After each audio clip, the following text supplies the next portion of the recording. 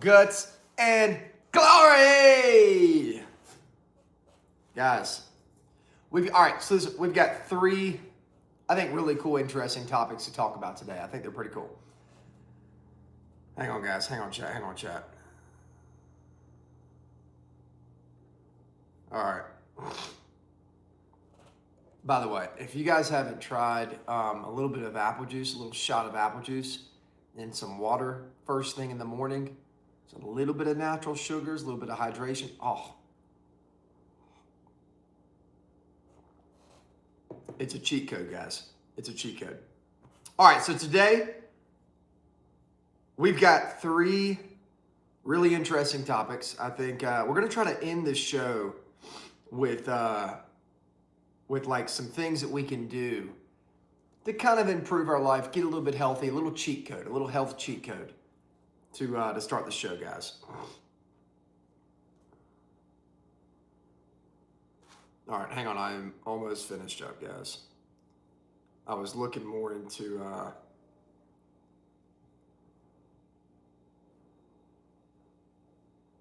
ugh.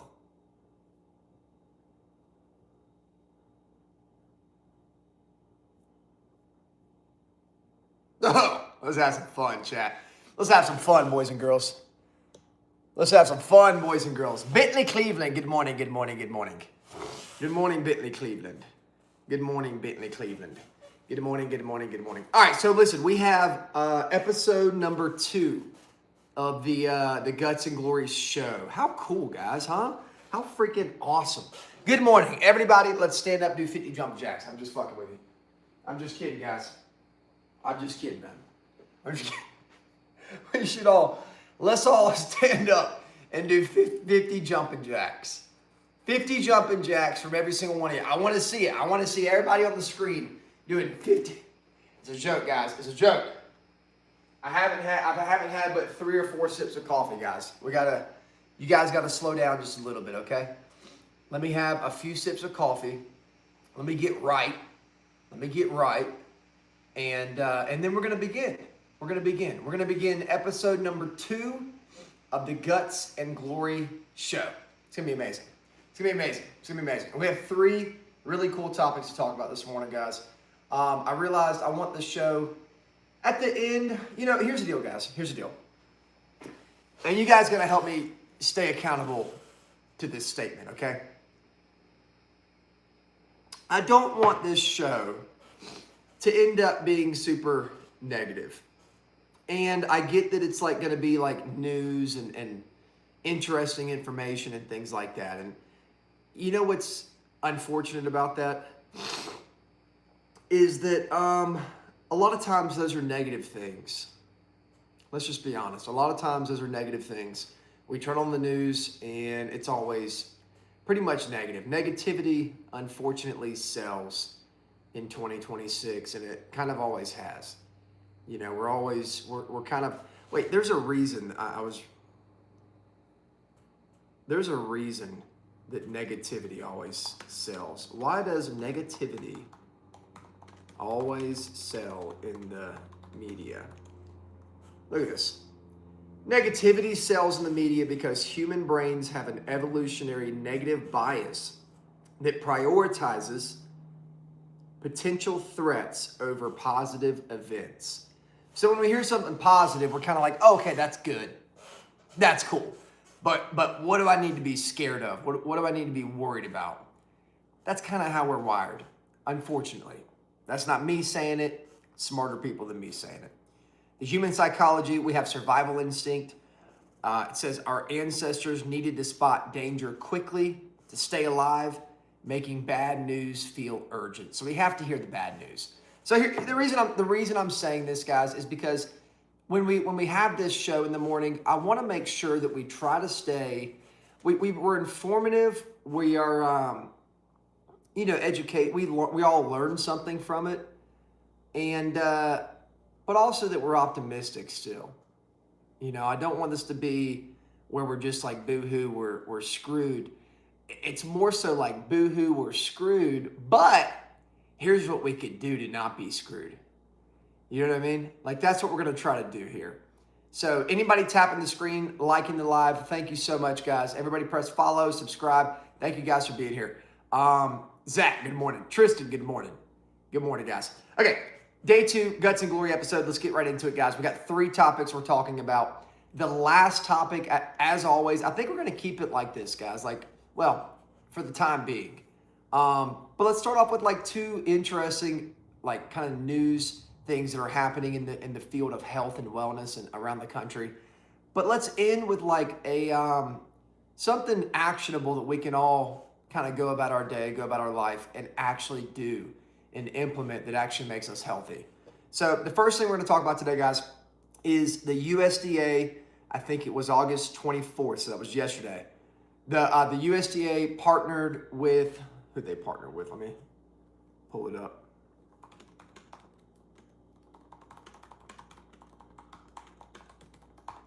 This is inspiring. This is okay, finally America is making a difference for the kids and the nutrition. I went to public schools growing up, and we're not talking about public schools versus home schools or anything like that this morning.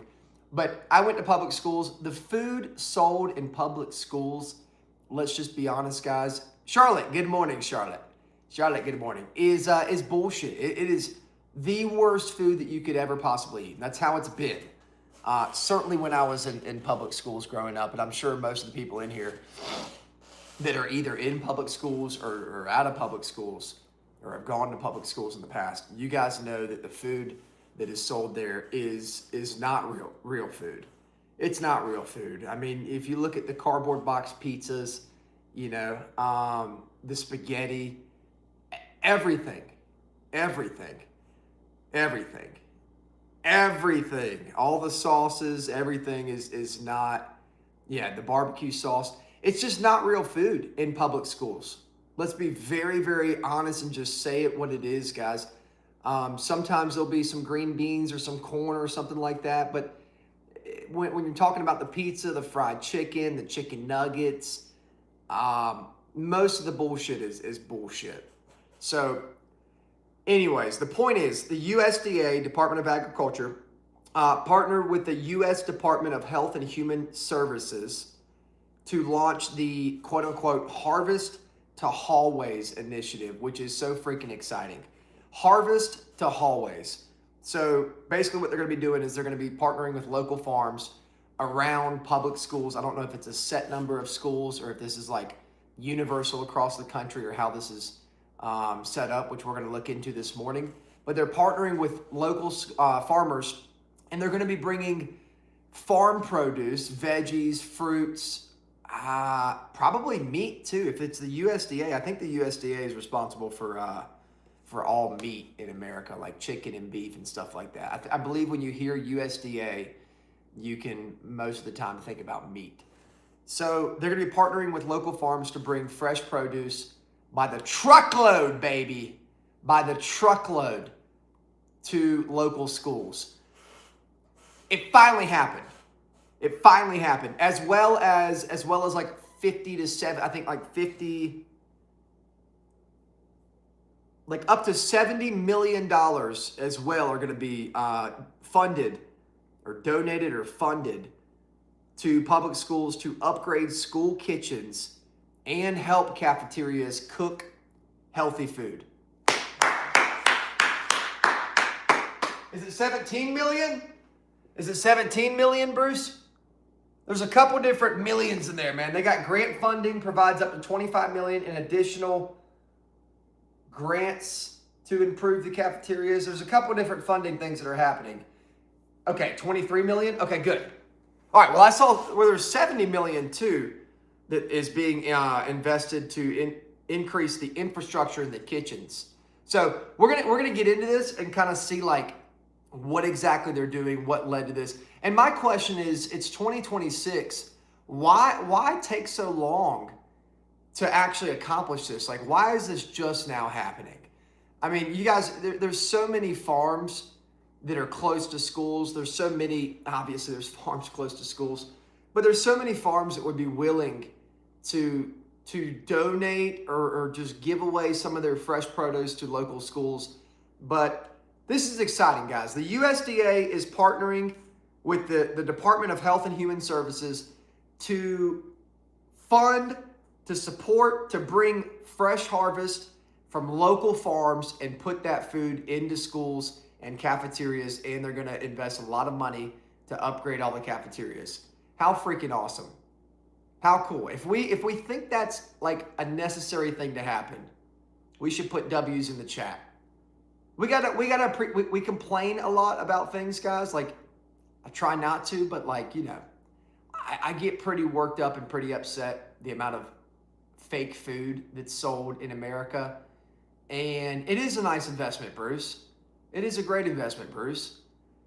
And I'm really quick to, and I've talked about this before in here, guys. We're all quick to complain about bad weather or complain about bad food.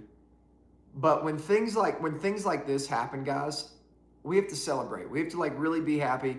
This is a step forward. Just when you think America, that we're not doing the best job of providing fresh food and real food to people, we do something like this. So I'm super excited about it. I wish they would have had that done when I was back in school, but they do not. Bruce said, "Can't lose agriculture, makes government makes sense." Yeah, dude. I mean, rewrite that so I can't lose agriculture makes government.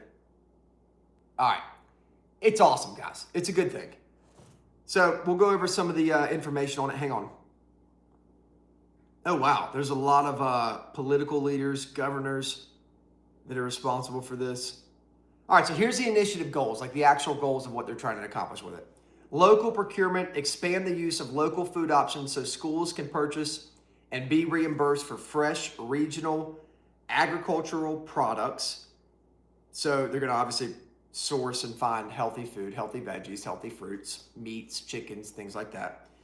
They're going to improve the kitchen infrastructure. Most of the most like high school, middle school, all schools, their kitchens are not really built to cook fresh food. So if they get chicken in, it's going to be frozen chicken that's already cooked and like reheated most of the time. If it's like soups and stuff, it comes in big blocks and they just reheat it. Yeah, it's not really a kitchen that's designed to cook fresh food. It's not like they're grilling steaks back there and making chicken and all this good stuff. Real food. They're just reheating. So like microwaves, you know, reheating ovens and things like that.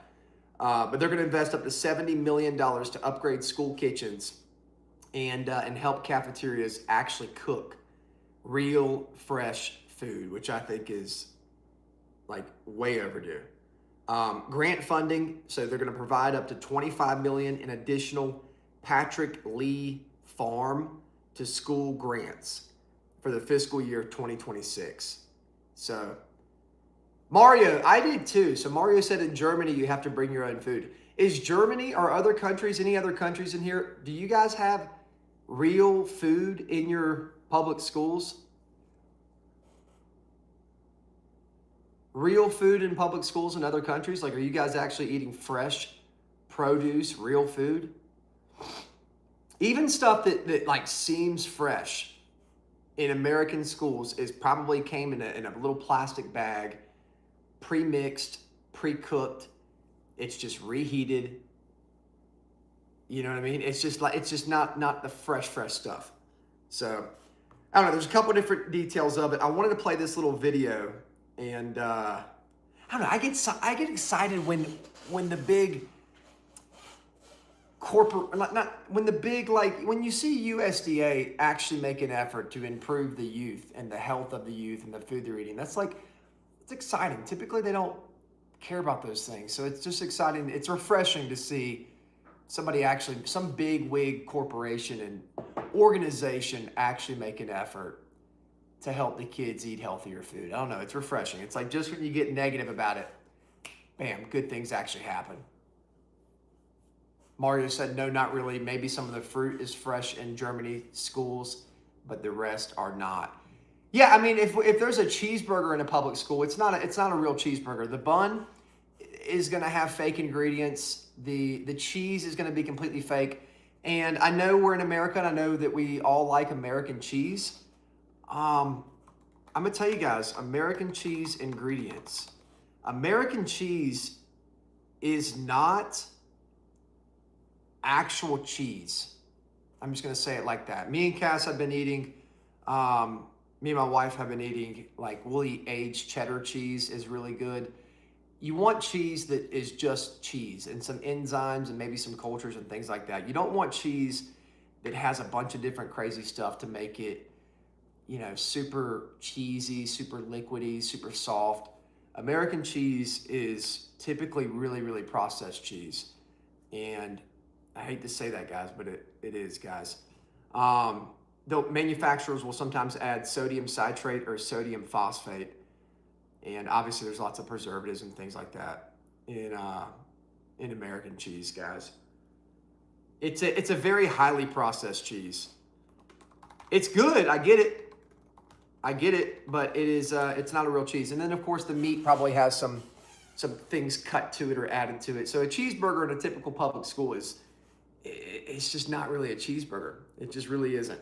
All right, on the USDA website, USDA Harvest to Hallways launch. Here's the video that they put up, and it's on social media. You've probably seen it. It's got a lot of attention right now, and if you're in the health and wellness conversations, you're in the diet conversations, or that's like your algorithm, you're gonna see this video. Yeah, Mario. What Mario said, guys. Look at what Mario said. I think that's crazy. The fact that there's ingredients in other countries that are allowed or that are banned, but they're allowed in America, and it's American companies. Like, I'm pretty sure Doritos, Coca-Cola, Heinz ketchup. Yeah, we're just calling out the brands. Like a bunch of different brands that are headquartered, founded in America, that should care about American citizens.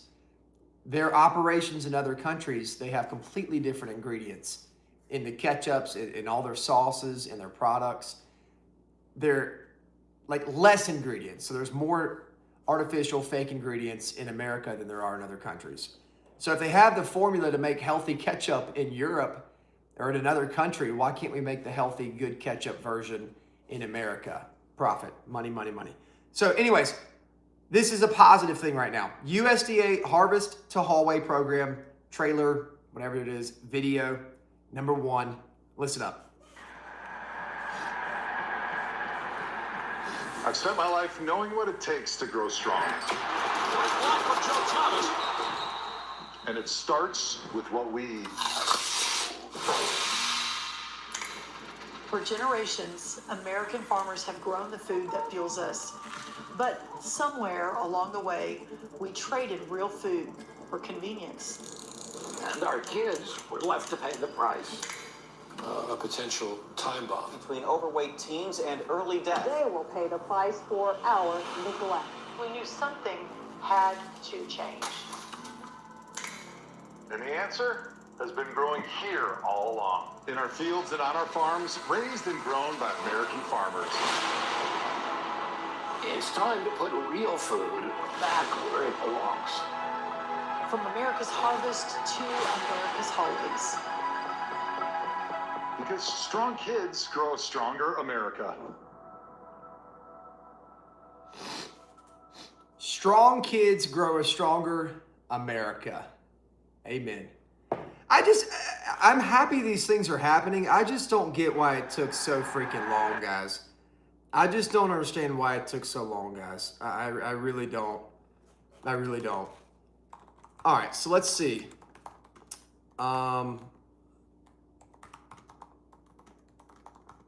Let's see this. So where are the farms located and what kind of food are they going to be bringing to public schools? So Cass, just to update you guys, those of you that are just getting in, guys, this is episode number 2 of the Guts and Glory show. Today we've got a couple things we're talking about. The first thing is USDA just partnered with the, I keep forgetting who they partnered with. Hang on, guys. USDA partnership for Harvest to Hallway. Not that it really matters, but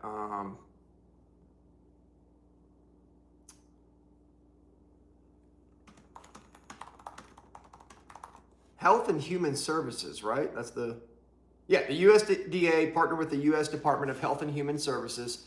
Finally, 2, organizations that sometimes are the topic of debate in America.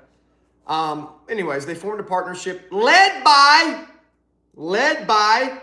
Secretary Robert F. Kennedy Jr., RFK Jr.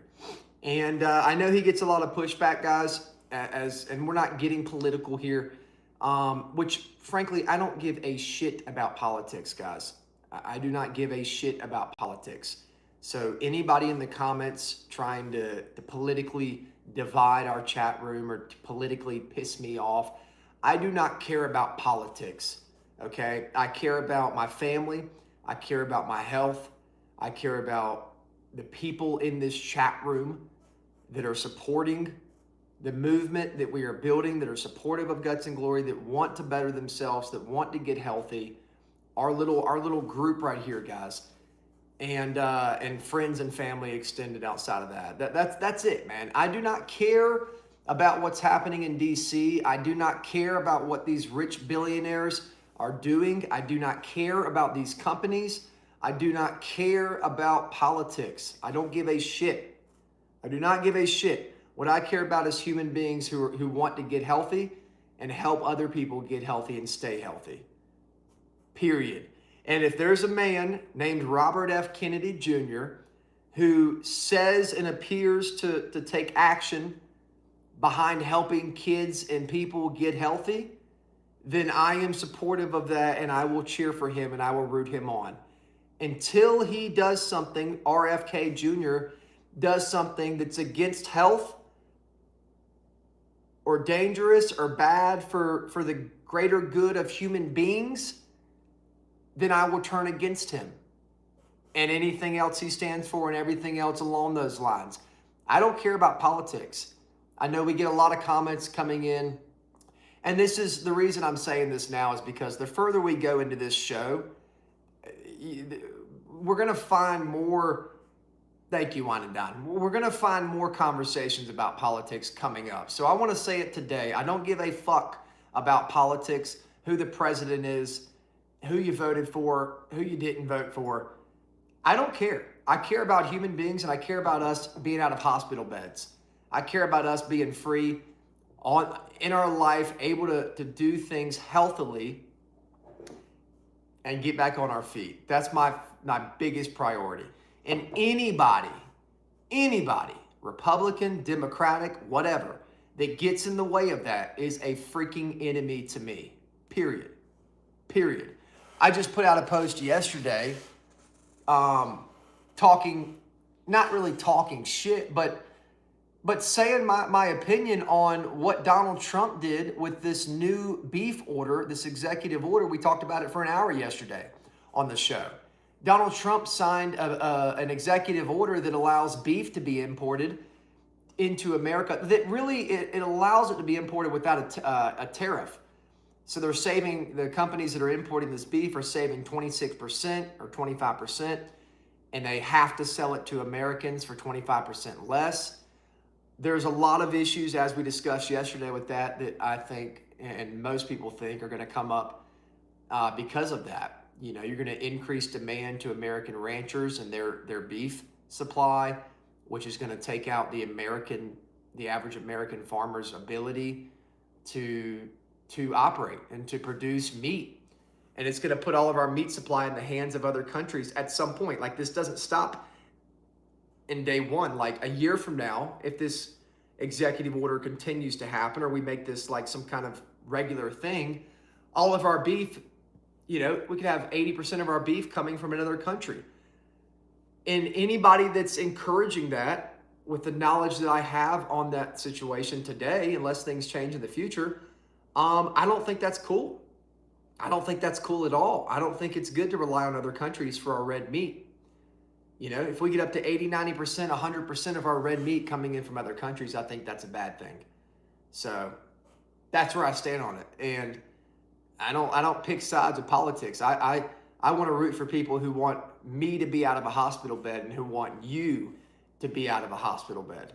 I will root for those people. And the moment they go against that, I will be fucking pissed. So, yeah. So that's my stance on it. I don't care. And I think I really, really encourage I really encourage, I'm just saying it, guys. We have to get back to realizing that we are all individual humans, and you know, they don't give a fuck about us, guys. They don't care about us.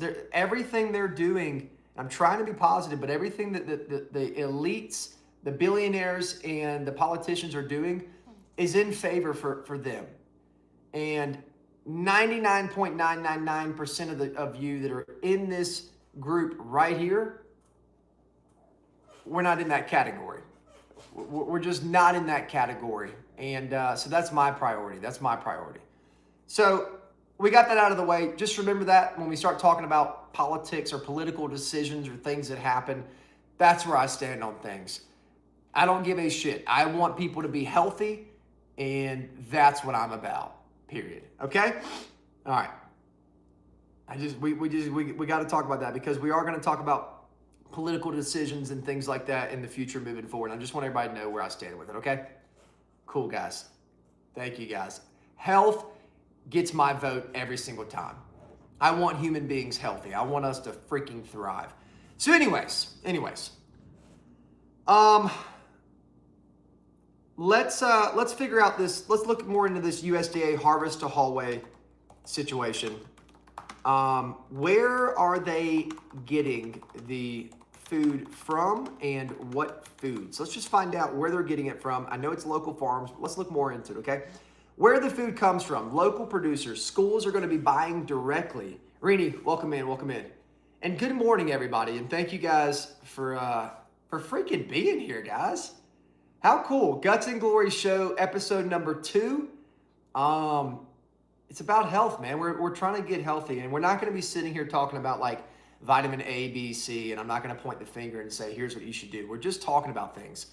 The goal is to be aware of what's going on in the world and the country, educated, and inspired to make a difference in our family and in our own life. So this is what we're doing. So schools buy directly from local agricultural producers and regional farms. So I guess they'll somehow contract or connect with, surrounding farms using the local option school procurement program and the Patrick Leahy Farm to School grant. So there's lots of money coming into this also.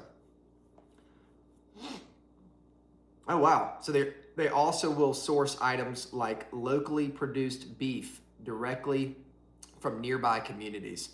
Anytime you hear USDA, you can pretty much think of like beef, meat, chicken, and things like that. I think the USDA has jurisdiction over all those things. What foods are included? Whole and nutrient-dense foods. Thank God. Meals focus on whole, minimally processed ingredients. Okay, should be zero processing, but we'll allow a little bit of. I'll see how the processing goes. Ideally, guys, you don't have any processing in your food. There's no processing to an apple. An apple comes made. It's ready. It's done. Yes, Andrew Ryan, what Andrew Ryan said. We can't let our country be destroyed. We need to learn self-sufficiency. How many of you guys have seen the homestead outside of here, guys? Have you been in the live streams where we've shown the farm, the gardens, the animals, the chickens, all those things, guys? Pelma's been here. Some of you guys have been here. Some of the regulars are in the chat right now. We're trying our best to be self-sufficient. I mean, it's hard. We live in a time where, like, unless we start collecting rainwater and have an outhouse and we start going to the bathroom in a hole and we collect the rainwater, we hunt our own animals in the backyard.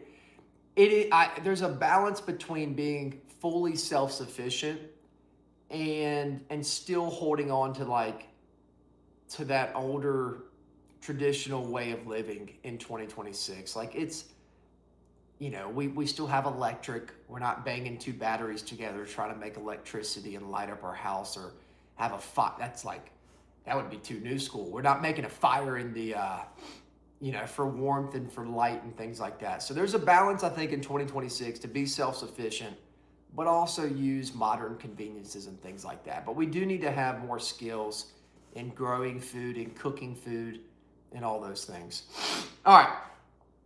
So the foods that are included, everybody take a sip of coffee. If you have any coffee, I hope you guys have some good coffee, cappuccino, an espresso, a macchiato. I try to always drink a cappuccino in the morning. It's coffee time, Pinky List. It's coffee time, boys and girls. Coffee is good as far as I'm concerned, as far as I know it, until the research changes. I love coffee, guys. All right, so what foods are included? Whole and nutrient-dense foods, minimally processed ingredients. The core food groups are going to be centered around whole proteins, fresh fruits, vegetables, whole grains, and dairy. Take it back to high school for a second, right? Some of you, it might have been a while back. Some of you, it might have been recently. Can you imagine if you went into your high school cafeteria on a Wednesday afternoon and you get your tray and you have a 6-ounce slab of wild caught salmon sitting on the plate?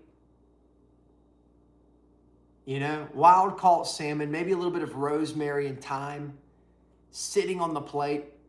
You've got grapes, raspberries, and blueberries in the corner of the plate. You've got some whole grain, or whole grain rice, some unprocessed rice, some wild rice with little seeds and chia seeds and sesame seeds and, some grass-fed butter topped on your rice, and a little side of sourdough with some bananas and peanut butter spread on top. Can you imagine? Can you guys just imagine if we got there? It seems like it's not too far away. It really seems like that could be a reality in the near future. Big slab of salmon, rosemary and thyme. A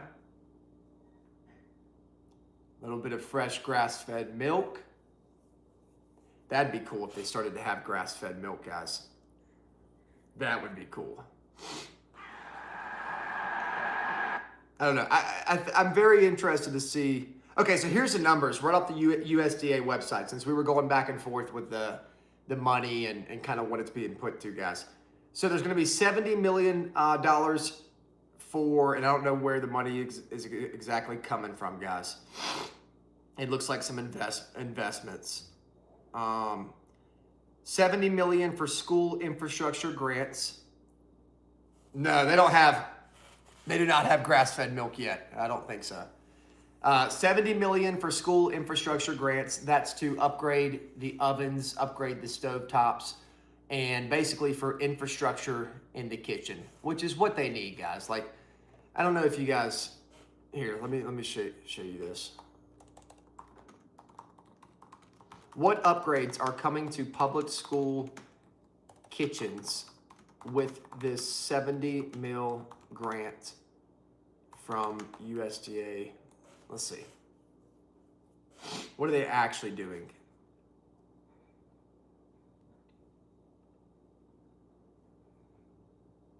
So the core objective of these financial upgrades is to move school cafeterias away from ultra-processed foods and give them the resources to prepare fresh, healthy meals entirely from scratch.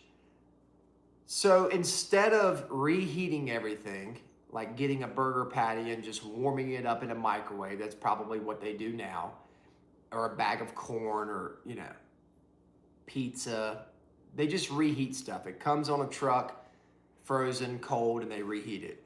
That's pretty much what they do now.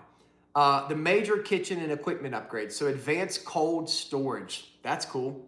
Expanded refrigerators and freezers to safely handle and preserve large quantities of fresh raw produce and local meats before they are prepared.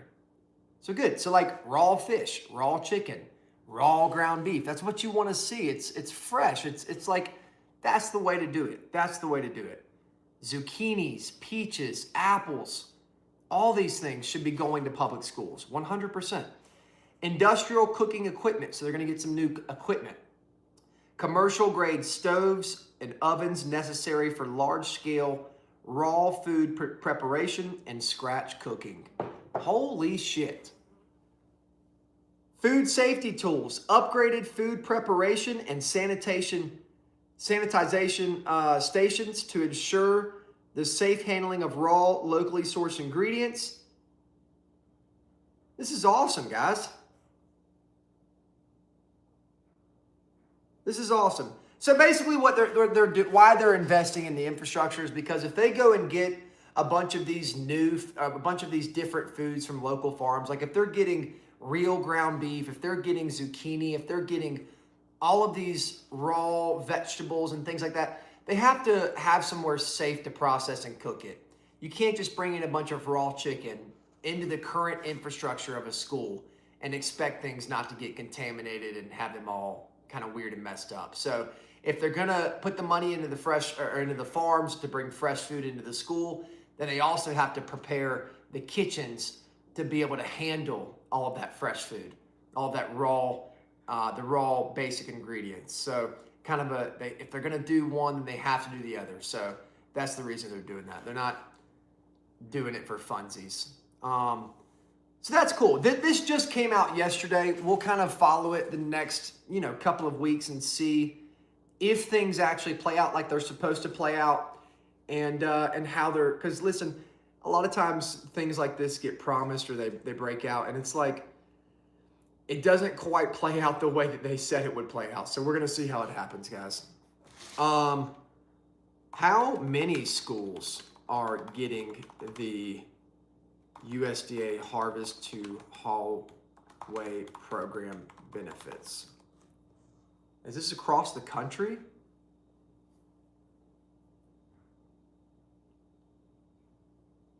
Because I know $70 million sounds like a lot of money, and it is a lot of money. But at the end of the day, how many schools are in America? How are we gonna?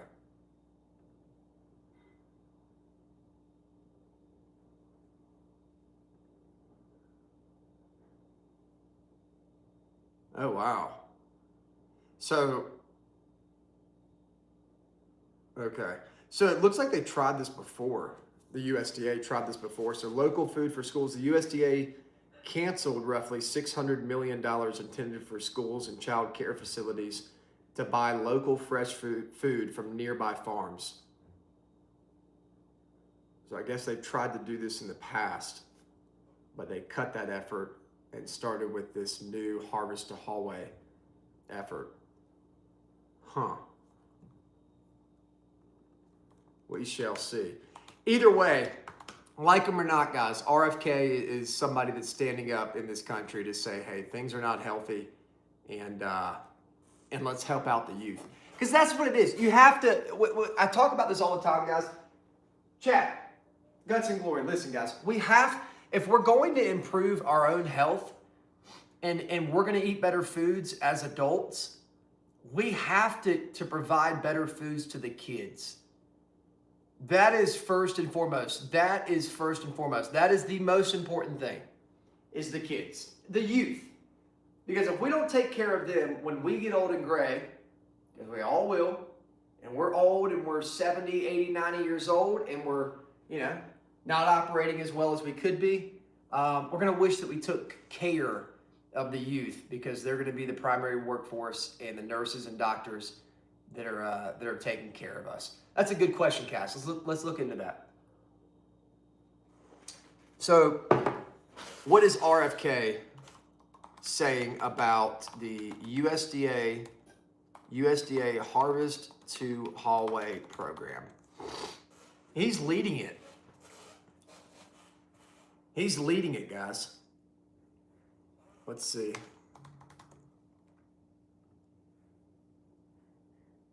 Oh, wow.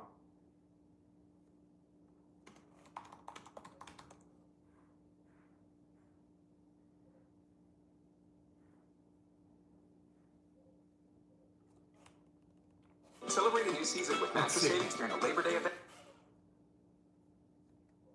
And hopefully nobody's like disagreeing with this. Like, I think this has to happen, guys. God dang freaking commercials. Tristan, what question do you have, man? What question do you have, Tristan?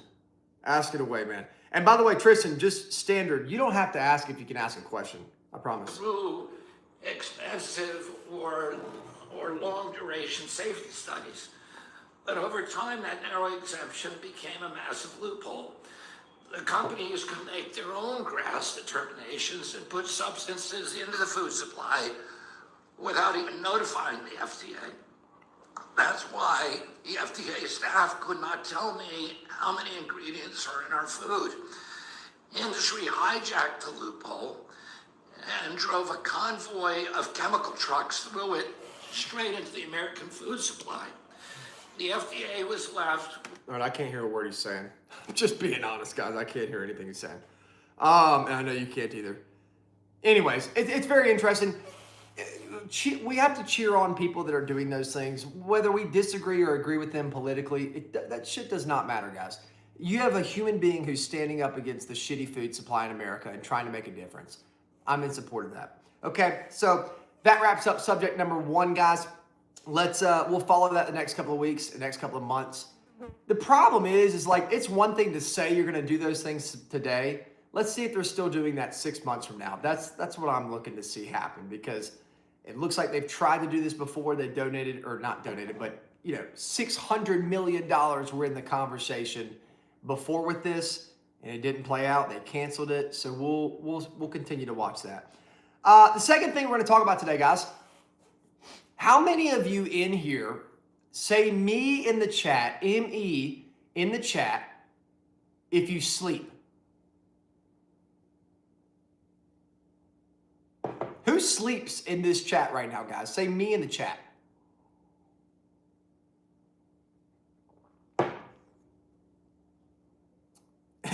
Too much, not too much recently. Not too much. Me in the chat if you sleep every night. If you sleep every night, say me in the chat, or ZZZ in the chat. I think we all sleep. I think we all sleep, guys. All right, so I've been super, super interested in over the years, and I feel like I want to give this a try, guys. Apparently, ancient human beings, and I'm going to get a year. What year or what time period did ancient humans sleep in 2 cycles? Guys, human beings used to sleep for most of our lives in history. We would sleep in 2 different blocks. How many of you guys have seen that? Have you guys seen that, like, humans would sleep in 2 different blocks, 2 different segments in most of history? But I want to know what years. The medieval knights. What years were the medieval times? Fuck, I don't know, guys. What year was the medieval times? Ancient human beings' sleep schedules.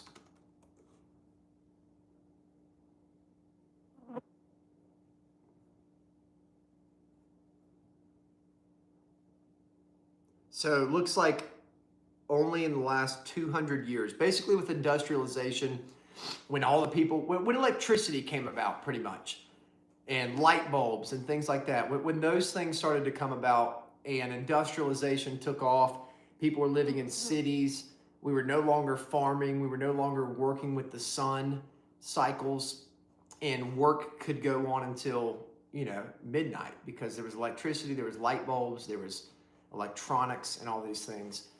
But humans, for most of time, based on my research, would sleep in 2 different blocks. Would sleep in 2 different blocks. And it would be like 30 minutes after sunset and 30 minutes after sunset. And then they would fall asleep. They'd wake up at like midnight. poke their fire. Hang on. Poke their fire, and then go back to sleep. They would do it. They would have social hour for like an hour or two in the middle of the night. They would have social hour, and here, let me just mute this person. Hang on. There we go. Got it. Got it. All right, easy. Try to be nice, guys. Try to be nice. We're all having a good time here, and let's try to be real humans, right? Let's try to pretend that we're all here in person. I don't know. That's you know, I try to. We got to try to do that. We got to try to do that.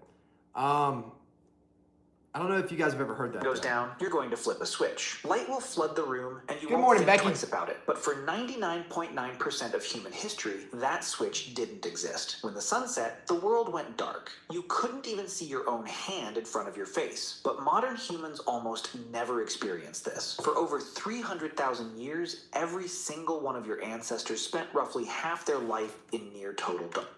300,000 years. So basically, most humans, like for all of existence, we would sleep in 2 different blocks. Darkness. They didn't even have candles for most of that time. Just the black sky, the stars, and whatever fire they could keep alive. So what did they actually do for all those hours? The answer changes everything we think we know about sleep, storytelling, and what it means to be human. Let's start with fire, because fire is the reason any of this was possible. The earliest solid evidence of humans controlling fire. So pretty much because of fire. Like, that would be how we socialized. That would be how we cooked. That would be how we saw things, how we had light. Fire was kind of like, and this is all true stuff. You can look all this stuff up. Like, this is not over anybody's head. Fire would be how we pretty much lived life. Everything would revolve around the fire. That's the reason most houses have the fireplace in the middle of the house, the middle of the living room, because traditionally it's ingrained in us to gather around a fire. That's kind of how we've always done it.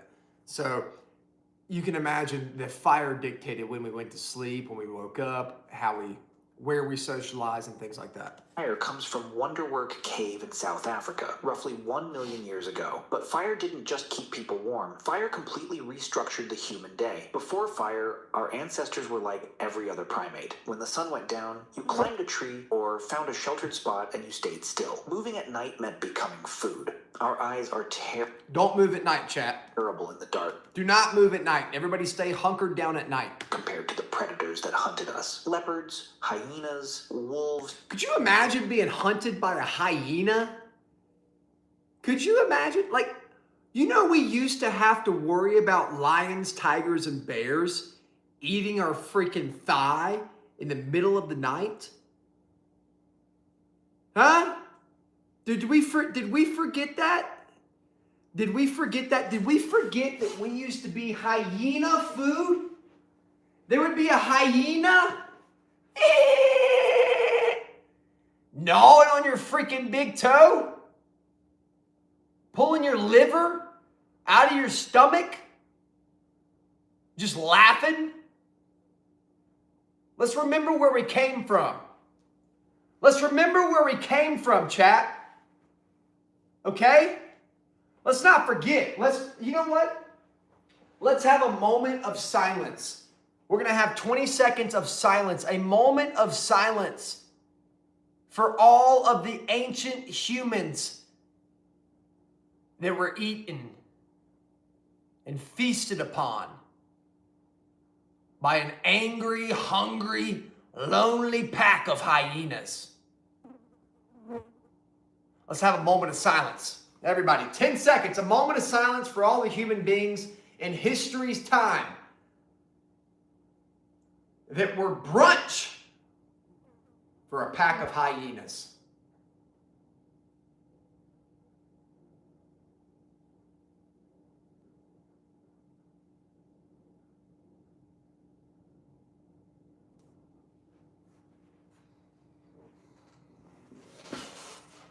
Don't fuck around with a pack of hungry hyenas.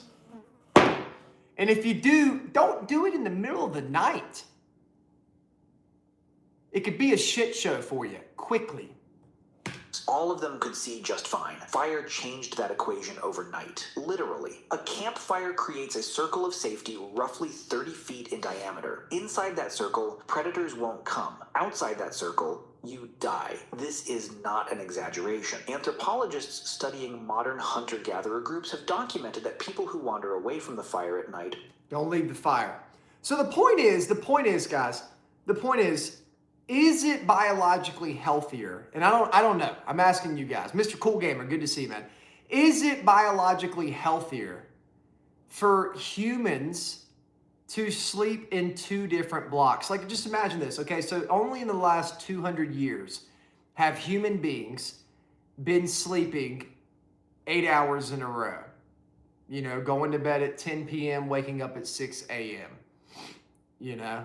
How many hours a night do you guys typically sleep? Like, what is like the sweet spot for you guys? Drop it in the chat, guys. What's like the sweet spot, the sweet number of hours for you guys? Drop it in the chat, whatever's best for you guys. But only in the last 200 years, since industrialization, since electricity pretty much, and light bulbs, has humans been sleeping in one long stretch. And you know, it's crazy. Me and my wife, we have a 9-month-old kid. And he doesn't sleep in one 8-hour block. Most humans, when they're growing up, they, at least in our experience and seems to be common, sleep in blocks. You know, 1 hour here, 2 hours here. They wake up, they get a little bit unrestless, and they're just kind of, thank you guys for the congratulations on the son. Thank you guys. It seems like that's how our biological clock works. And it seems more so like sleeping in an 8 to 9 hour block is unnatural. I don't know many human beings, even adults, that sleep through the entire night. Regardless of something waking you up or something, it just seems like we just wake up for whatever reason, right? For whatever reason, we just wake up in the middle of the night for a few minutes, 2, 3 o'clock in the morning for me, and just, maybe I use the bathroom, probably not. I probably just do like, damn, you just wake up, right? Nothing wakes you up. Your body just wakes you up. And there's got to be a reason for that. Like, that's the question that I have. If humans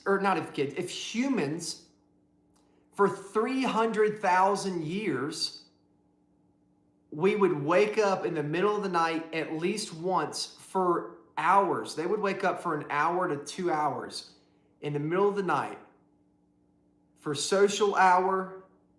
They would play, they would do, chores and things like that.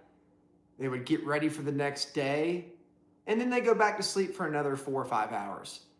If we did that for 300,000 years as humans, as an animal, like, maybe we shouldn't just change that the last 200 years. Maybe there's something we should look into biologically. So I don't know, can we do that in 2026? Could we go to sleep at 9 p.m., set an alarm clock for 1 a.m., be awake from 1 a.m. to 2 a.m., be productive, get things done in that hour, and then sleep from 2 a.m. to 6:30 a.m.? We would get 7 to 8 hours of sleep. Is that biologically better? Would those two separate blocks of sleep be deeper sleep? Would it be better? Let's see. Should humans biologically sleep in 2 blocks and wake up in the middle of the night? So let's just have an argument for this and just pretend that, what we did for 300,000 years was actually good for us. Let's just try to take our head out of what we do now, because I know it's so... Yeah, I know we would feel like zombies today if we did that. We would feel like zombies today if we did that. So historically, so it was the Industrial Revolution. Before the Industrial Revolution and the widespread electric light, humans routinely practiced segmented sleep. So it was called segmented sleep.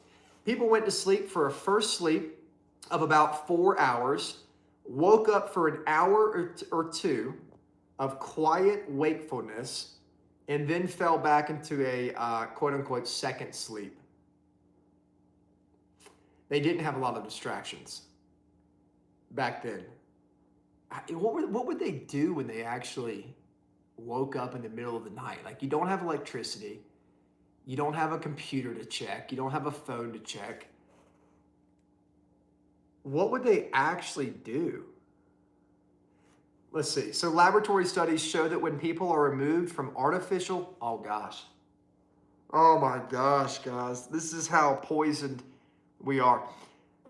Laboratory studies show that when people are removed from artificial light and exposed to natural winter-like darkness, their bodies naturally default to this two-phase rest pattern. I'm the way that I am, guys, like, I like to look at what happens naturally to the body. Like, what do we naturally? I don't like stats and numbers and statistics and research and studies and all these things. For those of you who don't know, I've had Crohn's disease, a chronic illness, for 16 years. And I've heard about all the studies. I've looked at all the research. I've listened to all the professionals and what the numbers say, what the data says, what the results say. I've heard all these buzzwords my entire life. With diet, with what I should eat. Well, this new study says that this is going to help your stomach and all these things. I've been told for 16 years. And in my experience, what I've found to be the best thing in the world for me, whether it's diet, lifestyle, sleep, just overall how well I feel, it's been going off of intuition and how I actually feel after doing something, not what somebody says that I'm going to feel after doing something, or after eating something, or after consuming something. I want to know how I feel, and I'll make that judgment call. I might listen to somebody or something. I might give a little ear to something and try something. Like, you know, if you're in this live right now and you're like, I'm going to try to sleep in 2 different phases. Give it a shot. See how you feel.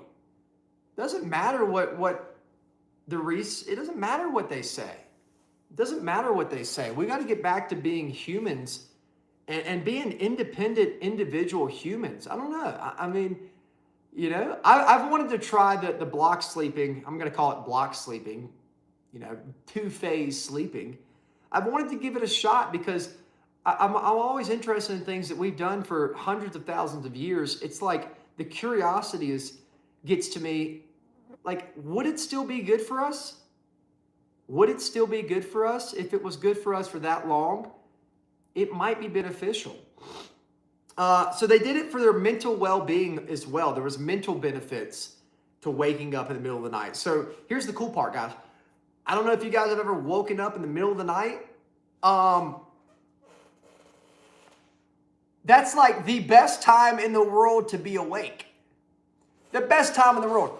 It is so cool. 1 o'clock to 2 o'clock in the morning. Every now and then I'll wake up in the middle of the night, just randomly, you know, once a month or something. Not on purpose, it just happens, right? And I'll walk around. I might go outside. I might go to the bathroom outside in the grass like a freaking wild lion, you know? And I'll walk to the chicken coop. I'll walk around. I'll look at the moonlight. If the moon's shining bright that night, I'll spend a little bit of time on the porch or something for an hour. It is blissful. Andrew does the same thing. It's amazing. It's amazing. I don't even check my phone. I leave my phone on the bedstand. And I just, oh my gosh, you just walk around your house, walk around your driveway, your porch. And it's 1 hour where Cass is asleep, the baby's asleep, you know, the internet is asleep. There's nothing to check. There is something so peaceful about the middle of the night. And like there's an argument for like early morning, like 4 a.m., 5 a.m., 6 a.m., that kind of early morning time where it's just, you can't replicate that any other time of the day. It's just impossible to replicate that. Absolutely impossible. So there's a mental benefit that I think needs to be looked into and considered 100%. Anyways, back in the day, the quiet middle of the night waking period was historically used. So this is what they would do in that hour or two when they would be awake. Yeah, you get a lot done in the middle of the night. They would reflect.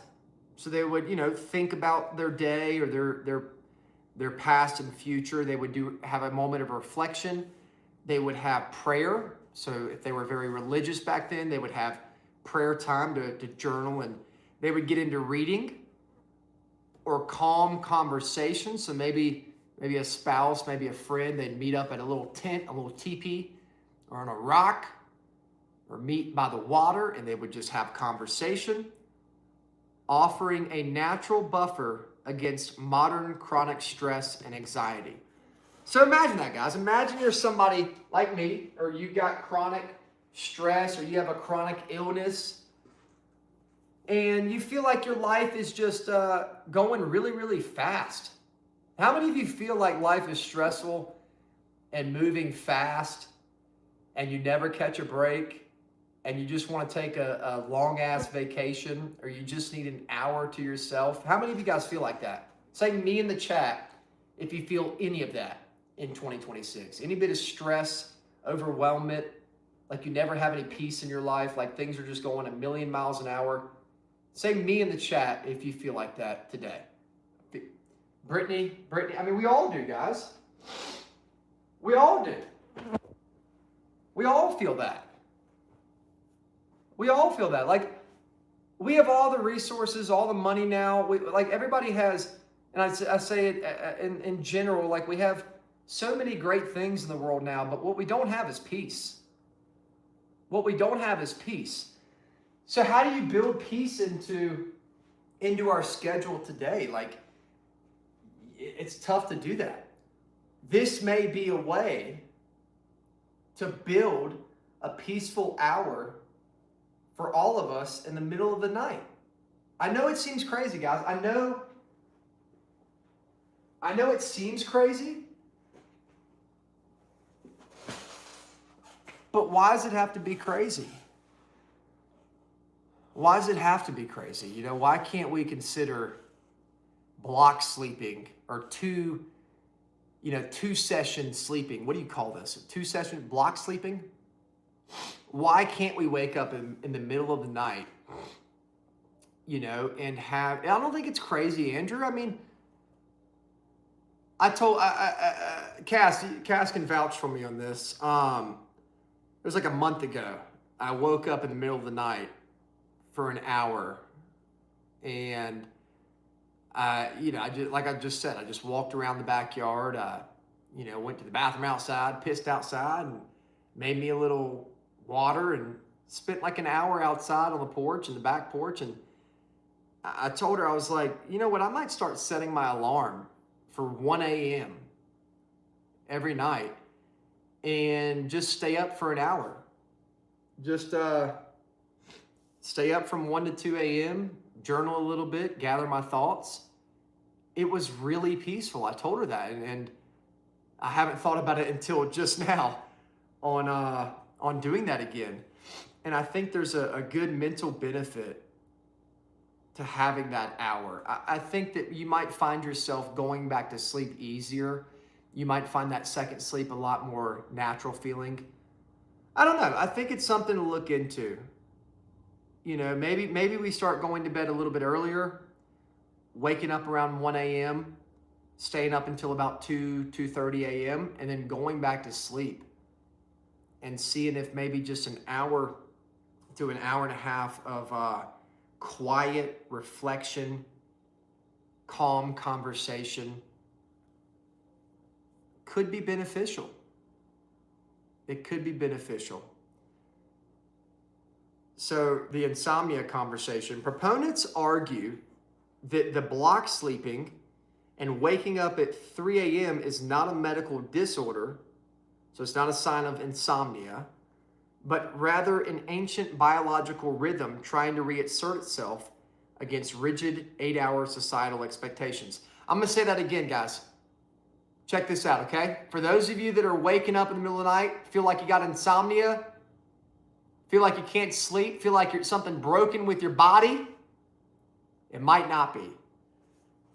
Proponents argue that waking up, those of you that wake up at 1 a.m., 12 a.m., 3 a.m., 4 a.m., you're up in the middle of the night, you feel like you got to go run a marathon in the middle of the night, it might not be crazy, you might not have insomnia.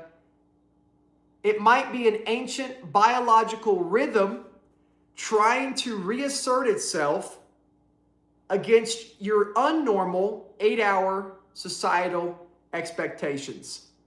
So we're not crazy. We're not insomniacs.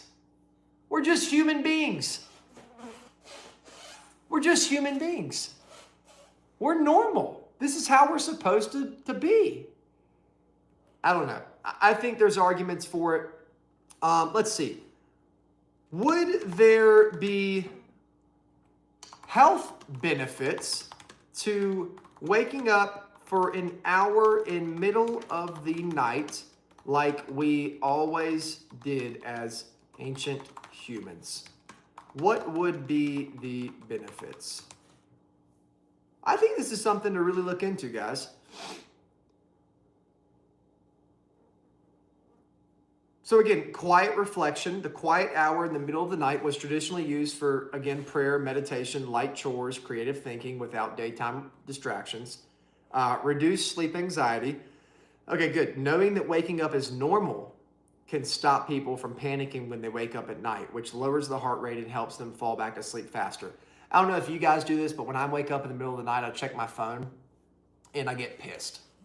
I usually typically get pissed.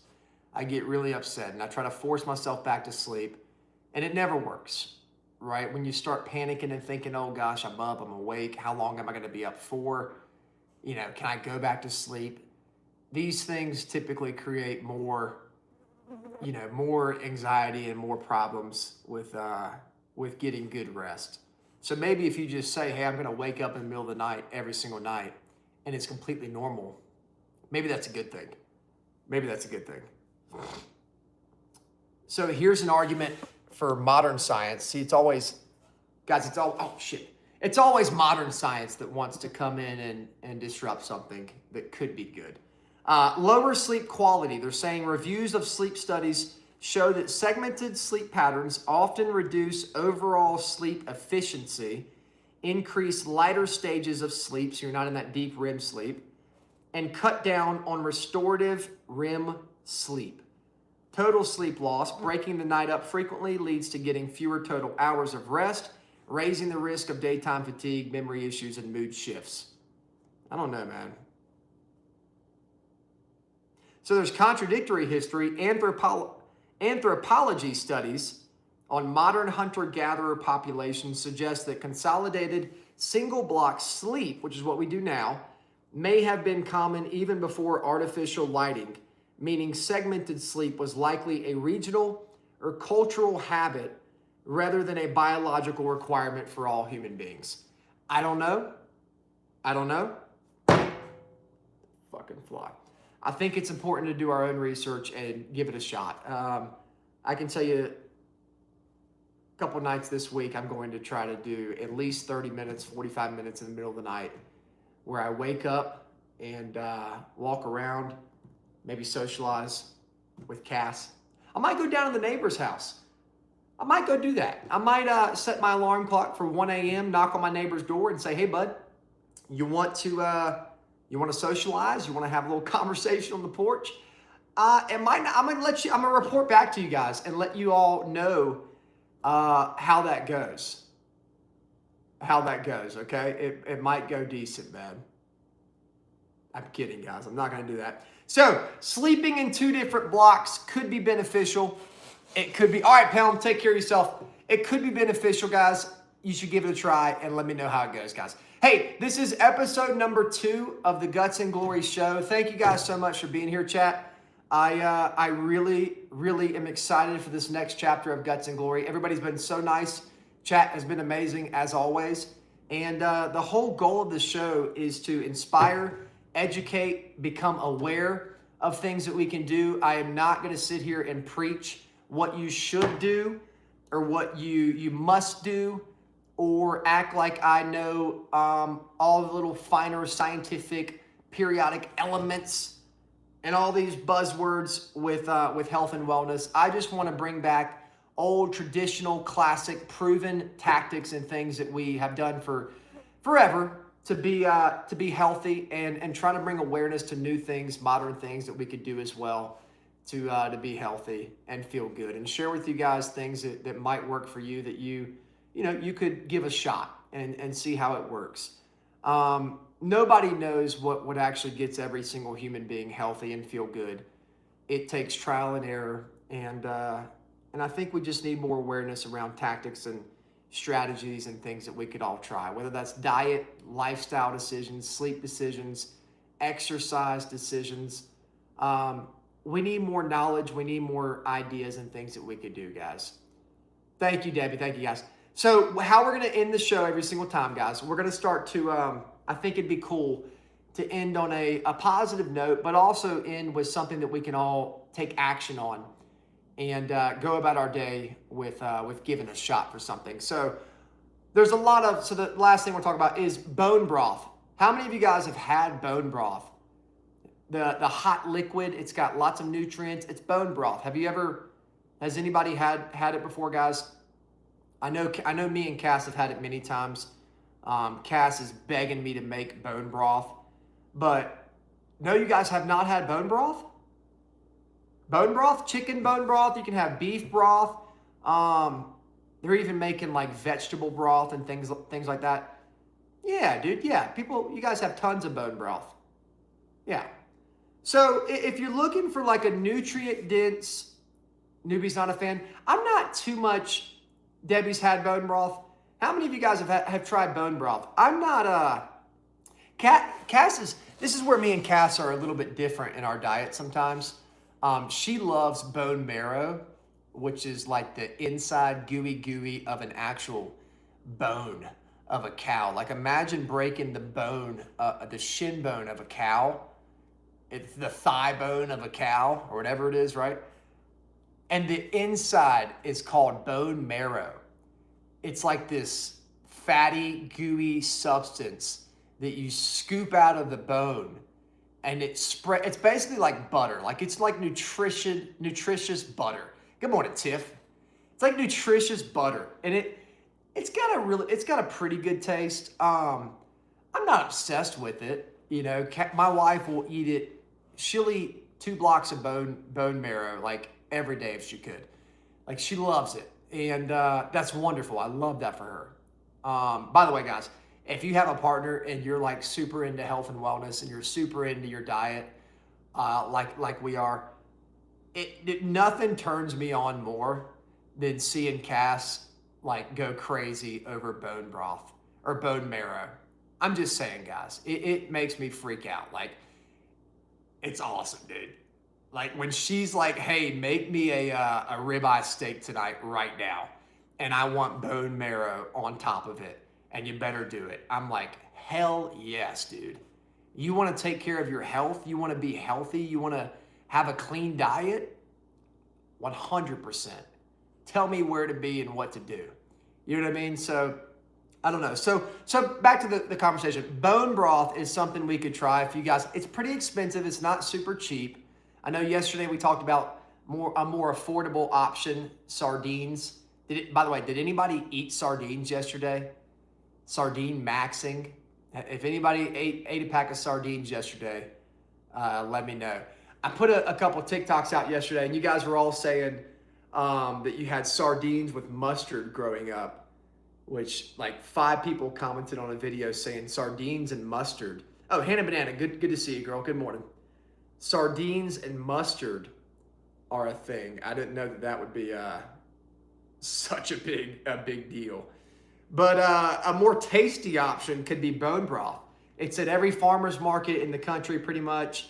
I think Whole Foods sells bone broth by or actually most grocery stores sell bone broth in their stores. What you do want to look out for, I want to share this with you if you're bone broth shopping. You want to look out for on the bottle when you're buying this stuff.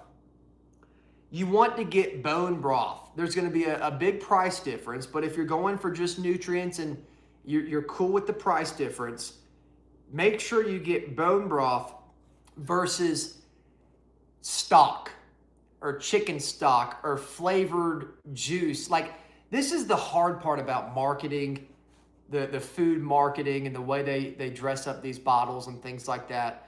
Cass has done this before at the grocery store. I've bought the wrong product before at the grocery store. I'll go in and I'll get like chicken stock or beef stock.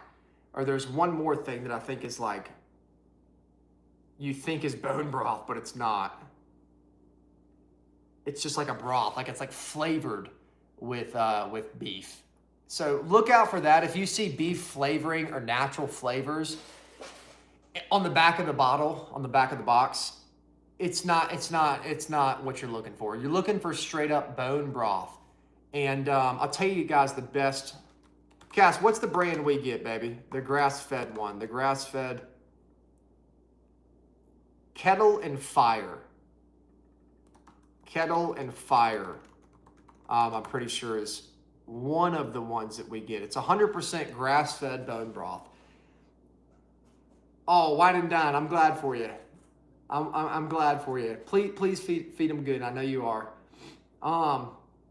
Yeah, natural flavors are not natural, guys. And, you know what? Tomorrow's conversation, let's get into natural flavors and artificial flavoring. We're going to talk about that for sure because there's a lot to expose around natural flavors, which are not so natural.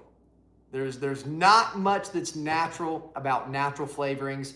And don't quote me on it, but I'm pretty sure what used to be called artificial flavoring has now become natural flavoring, and not much has changed except the name and the conversation around it. There's not much natural. We will get into that tomorrow for sure.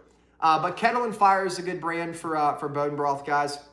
It's I think they do a pretty darn good job of their ingredients. Let's read the back ingredients of one of these Kettle and Fire bone broth ingredients. Again, you're not looking for any natural flavors or artificial flavoring in the bone broth, guys. You want real deal stuff. So yeah, so Kettle and Fire, it says beef. Hang on one sec. Come on, computer. All right, you got beef broth, water, grass-fed bones. That's what you want to see, guys. You want to see grass-fed bones. And this stuff is expensive. It is, I think it's like 10 to 15 bucks for a little box of it. But you could sip just like a little glass at the end of the night before bed. Cass does that a lot. She'll have a little glass at night. You get some good calories in. It's decent. And you get a lot of vitamins, a lot of minerals, a lot of natural stuff inside of bone broth. Oh, you got it? Thank God. Yeah, it's open so it'll drip. Here it is, chat. Here it is. I can't find it on the fucking internet. Yeah, it's on the side. It's so hard to find the ingredients. 100%. All right, so this is Kettle and Fire classic beef bone broth, not stock, not chicken stock. 100% grass-fed and grass-finished beef bones, no preservatives. That's what you want, guys. Beef broth, water, grass-fed beef bones, onions. So they add these things for the flavoring, guys. And there's nutrients in onions and things like that. Onions, carrots, celery, parsley, apple cider vinegar, which is super awesome. We try to put a shot in that at least one day in something that we're eating or drinking. Sea salt, black pepper, bay leaves, thyme, rosemary, and more sea salt, and everything, or most of these ingredients are also labeled organic as well. So no preservatives, no natural flavors, no artificial flavors. And again, it is, it's kind of costly, but you don't drink it like water. You just need a glass a day. A little... I usually, for wine and dine in the chat, I usually, when I was making purees and stuff, I use bone broth instead of water for more flavor. But just thought for you. Purees for what? Well, he just started feeding his son chicken. So Yeah. if he is doing purees and stuff, A little bit of bone broth. A little bit of bone broth instead of water. That has more flavor and gets baby exposed to more things. Just a thought. What were you telling me the other day about him drinking water versus bone broth? Oh yeah, for some reason he doesn't like plain water, so I pour a little bit of bone broth and slightly warm it up a little, and he'll drink it from a straw. He prefers bone broth over. He wants to drink the bone broth. Over water. And this is a 9-month-old baby, guys. He's gonna be 10 months old. So we pay attention to those things. Pay attention to what the younger kids want, because they're not poisoned by marketing and media, and they haven't been exposed to all the sweet treats in this world. They're kind of pure, right? They have a pure palate, a pure tongue, and just natural instincts. And if a baby wants bone broth over water, I don't think, we'll talk about this tomorrow, or I'll do more research on this, but you can feel free to fact check me. But I don't think most humans drank just water. Like a lot of the time, most hydration came from like fruits, vegetables, bone broth, things like that. Like hydration doesn't have to just come from water. It can come from bone broth. It can come, and that has water in it, but it can come from these juices and things like that to give you good hydration too. So if a 9-month-old baby prefers bone broth over water, that's something to pay attention to. We pay attention to those things and say, hey man, this might be better for you than water. I don't know. We'll see. So bone broth is something super cool, guys. There's also vegetable broth. If you don't want bone broth, if beef bones or chicken feet and things like that kind of scare you away, you could try a vegetable broth, which is becoming super, super popular. Me and Cass were at a farmer's market about a month and a half ago, and they had beef broth, they had bison broth, which is insane to even think about, like bison, buffalo bones all in this broth. They had chicken broth, and they had a vegetable broth, which I think, and Cass probably agrees, the vegetable broth was insane. That was insane.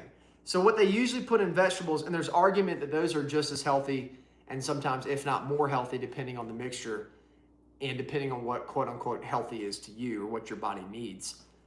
There's aromatics, so you have onions, garlics, leeks, and shallots form the base flavor profile. The core veggies are carrots and celery. And then there's umami boosters. For those of you that know what that means, let me know. There's mushrooms or tomato paste added for depth and richness. And then the herbs and spices can consist of mostly parsley, thyme, bay leaves, and black peppercorns. So there's you hear us talk a lot about steak and chicken and fish and things like that, the big protein foods. While there's a lot of nutrients in those big category leading foods and stuff like salmon and beef and all those things, there's also a lot of benefits and nutrients, and you can obviously do your own research and see what you need in your diet.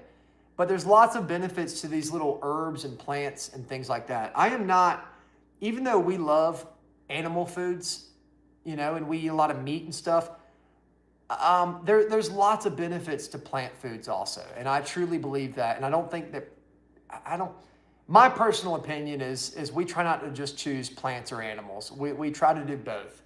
And there's lots of research that shows that humans throughout all of history, in most cultures and most areas of the world, would consume plants and animals. They would eat animals in the summertime when there was more animals running wild and there wasn't snow on the ground and cold, freezing temperatures and stuff, where smaller animals could survive and be in abundance. They would have animal meat.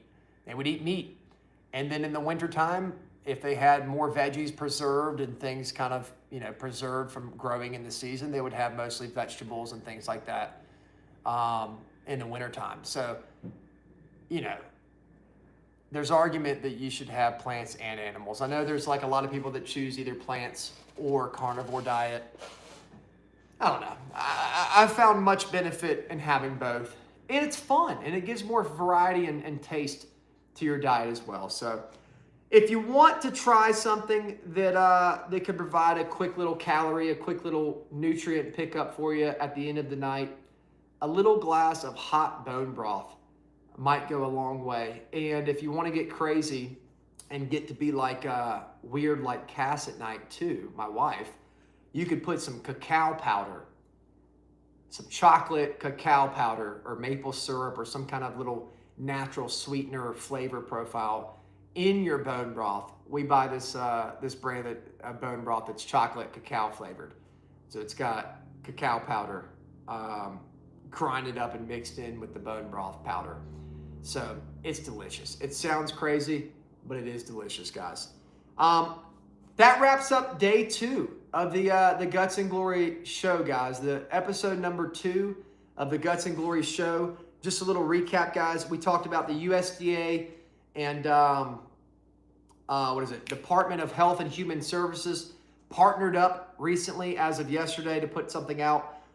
It's called a program called Harvest to Hallway, which is super exciting that they are actually going to care about the youth and care about getting public schools healthy food, healthy meats, vegetables. They're going to be contracting and partnering with local farms within the regions of these schools. I want to find out more information about this, about what schools, how many schools, what are all the foods that they're going to be bringing to the table in these public schools. So the USDA Harvest to Hallway program is something we're going to talk about as the weeks go on to see if they actually fulfill what they say they're going to fulfill with this program. So that'll be exciting. We talked about ancient sleep schedules. Should you be block sleeping or not block sleeping? And I say that's what it's called because that's what we're going to call it. Should you be sleeping in one long stretch, 7 to 9 hours, or maybe humans, as we have for 300,000 years, should we be sleeping in 2 separate blocks?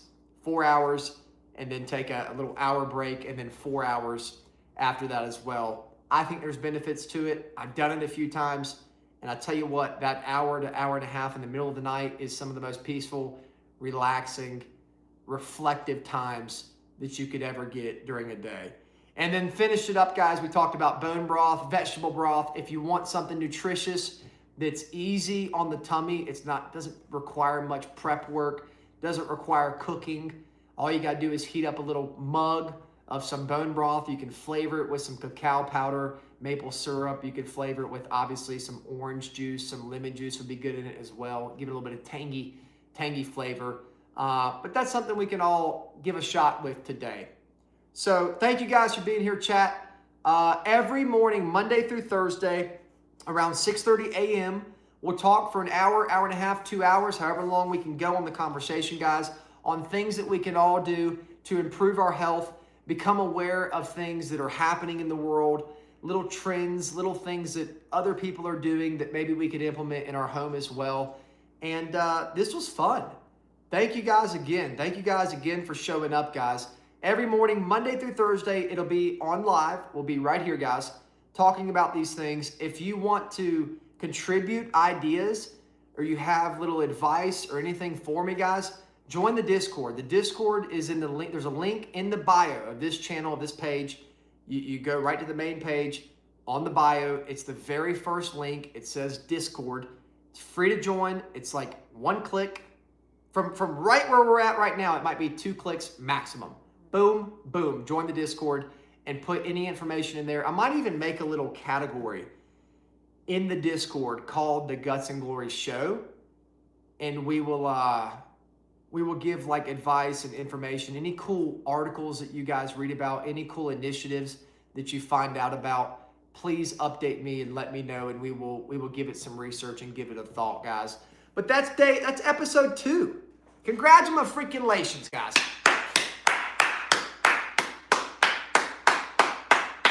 freaking awesome. Thank you guys so much for being in here, engaging, participating. Anybody that shared the live, literally we have 58 shares in the live. That is awesome. Thank you guys for being respectful, for being informative, for being, you know, we got to have these conversations, and, you know, there's going to be politics involved. There's going to be people that disagree.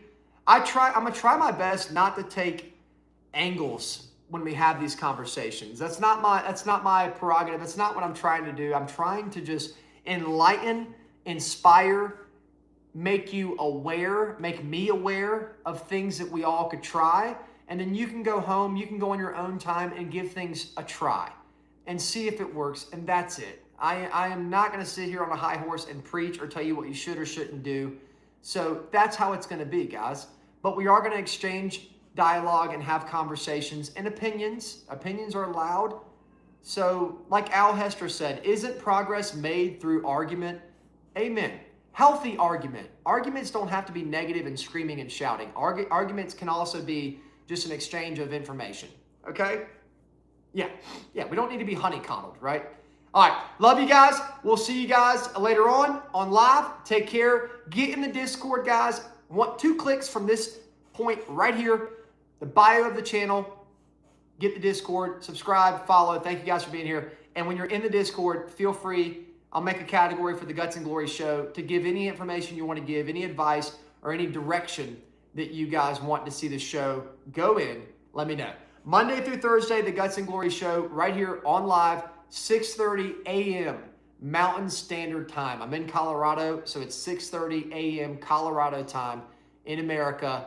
That would be 8:30 a.m. start time on the East Coast, 7:30 a.m. start time in Chicago, and 5:30 a.m. start time in California, and of course, 6:30 a.m. start time, Mountain Standard Time. Take care, get healthy, stay healthy. It is the most important thing we have in our entire life is the health of ourselves, our community, and the people around us, guys. Prioritize it.